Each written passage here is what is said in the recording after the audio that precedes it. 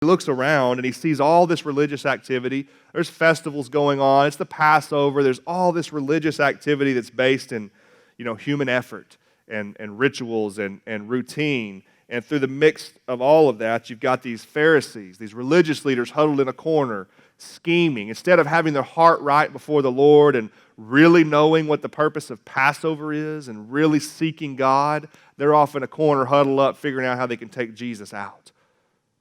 The very people who knew the most about the Messiah were the ones huddled in a corner, figuring out how to betray the Messiah and hang him on a cross. You figure that out? It's one of the greatest paradoxes of all of history. The people who should have known the most about Jesus and who he was and what he was doing were angry and sinful and seeking to betray God Almighty. And so Jesus is weeping over that. And then he looks forward. He makes this statement about what's going to happen to Jerusalem and specifically the temple. And he's talking about the event that actually did happen later in the year AD 70 as Jerusalem is taken over and 600,000 Jews died, thousands more were taken captive, and the temple is destroyed, the city is taken. And why did all this happen? Why did Jesus weep because that's going to take place?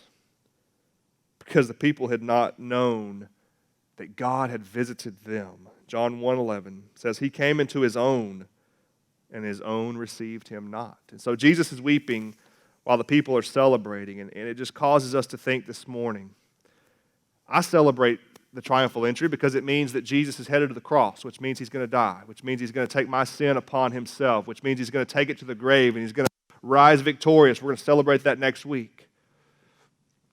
And so we celebrate the triumphal entry. We celebrate that Jesus came in on a donkey, the symbol of peace, came in as the Lord of Lords and King of Kings, didn't need a war horse, didn't need an army, didn't need a weapon. He came as God in the flesh, and we celebrate that today. And we celebrate the fact that Jesus was praised as the Messiah. As they cried out, Lord, and these things. But the problem is many of them in just a few days are going to be crying out, crucify him. Crucify him. And so we should celebrate the triumphal entry today, but we can't leave this passage without understanding why Jesus grieved. And ask the question, how would we have related if we'd have been in the crowd? Would we have caused him more grief with our response? Or would we have known who he was? God had made it plain the Messiah was coming. Jesus had said he was who he was. The people who should have known that the most, who should have been longing the most for his arrival, missed it.